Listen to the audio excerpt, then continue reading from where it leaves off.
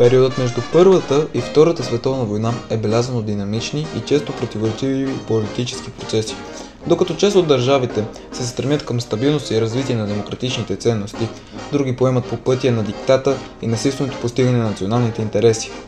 В трудната икономическа и геополитическа обстановка се установяват три различни форми на управление – демокрация, авторитаризъм и тоталитаризъм. Демокрацията е форма на управление, при която властта е в ръцете на народа. Характеризира се със свободни избори, върховенство на закона, разделение на властите и зачитане на човешките права. Гражданите имат право да участват в управлението чрез гласуване и други форми на граждански активности. По време на междувоенния период такива държави са САЩ, Великобритания, Франция и други. Авторитаризмът е управление, при което властта е концентрирана в ръцете на един силно идеализиран лидер. Той упражнява значителен контрол над политическия живот, като често ограничава свободите на гражданите и потиска опозицията. Въпреки това, съществуват ограничени лични и някои икономически свободи. В този период такива държави са Испания, Турция, Румъния и България след преврата от 19 май 1934 г. Авторитаризмът може да съществува и без специална идеология или идеал за общо добро, с което се различава от тоталитаризма.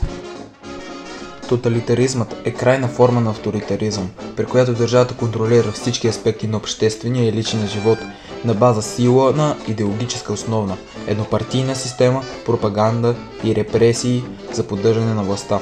Свободата на словото, медиите и индивидуалните права са напълно потиснати. Тоталитарни държави са Германия в лицето на Третия райх, Италия на Бенито Мусолини и Съветския съюз. САЩ безспорно е един от най-добрите примери за демокрация. Държава закърнена с идеите за народовластието и разделение на властите. След Първата световна война, Съединените американски щати прилагат политика на изолационизъм, избягайки участие в международни конфликти, дори отказвайки да се присъединят към обществото на народите. На вътрешно политическо ниво доминират републиканските правителства на президентите Уорън Хардинг, Калвин Кулич и Хърбърт Хувър, които следват политика на минимална намеса в добре развиващата се икономика.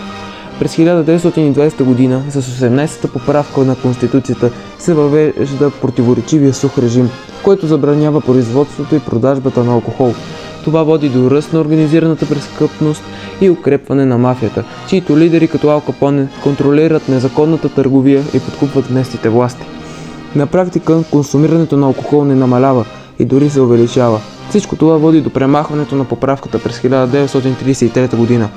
Икономиката на САЩ преживява бурен растеж през 10-те години, когато масовото производство в автомобилостроението и електрониката преобразява живота на милиони.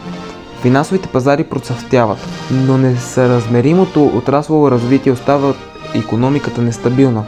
През 1929 година настъпва крахът на Уол Стрит, който бележи началото на голямата депресия. Тази световна икономическа криза води до масова безработица, банкрути на предприятия и банки и рязко обедняване на населението. В отговор на кризата, президента Франклин Рузвелт въвежда новия курс – серия от реформи и икономически програми, целящи се да стимулират икономиката, да намалят бедността и да осигурят социална защита. Тези мерки включват регулация на банките, инфраструктурните проекти и въвеждане на система за социално осигуряване. Обществото също преживява значителни трансформации. Афроамериканците се сблъскват с дискриминация, но културният харлемски ренесанс дава нов тласък на изкуствата и литературата. Жените, получили избирателни права през 1920 година, играят все по-важна роля в обществения живот, а джазът и Холивуд се превръщат в символи на новата масова култура. Радиото и киното стават основни форми на забавление, а автомобилите революционират градоустройството и ежедневието на хората.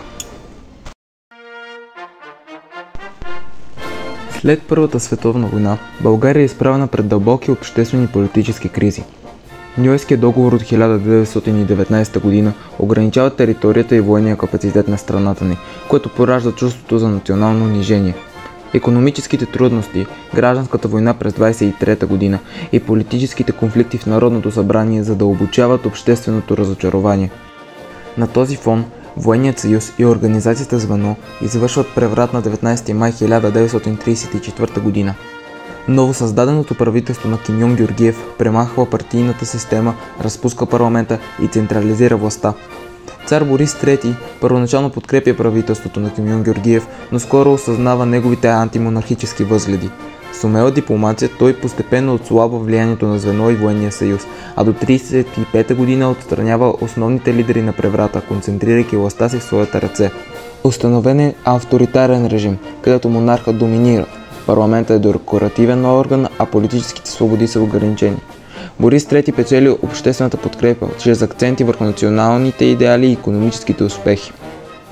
Външната политика на цар Борис III е насочена към ревизия на Ньойския договор и възстановяване на националното достоинство, без въвличане в големи международни конфликти. Солунската спогодба от 1938 година, премахваща военните ограничения за България, е след големите успехи на цар Борис III. България поддържа неутралитет, но в близки отношения с Германия и Италия, които също са противници на следвоенния ред. Икономиката бележи значителен подем. Индустриализацията и инфраструктурните проекти са в разцвет, селското стопанство се модернизира, а индустриалното производство се разраства, превръщайки България в една от най-силно развиващите се икономики в Европа през втората половина на 30-те. Левът е стабилен и със златно покритие, привличайки германски работници, заради което се появява израза "какво ме гледаш като изпаднал германец".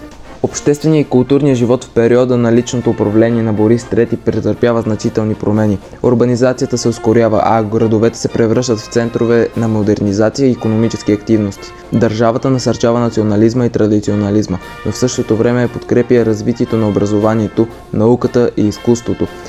Откриват се нови училища и университети, а медиите и културните прояви отразяват както социално-икономическите трансформации, така и стремежа към укрепване на националната идентичност. Въпреки ограниченията на политическите свободи, общественият живот демонстрира подем и стремеж към модерност.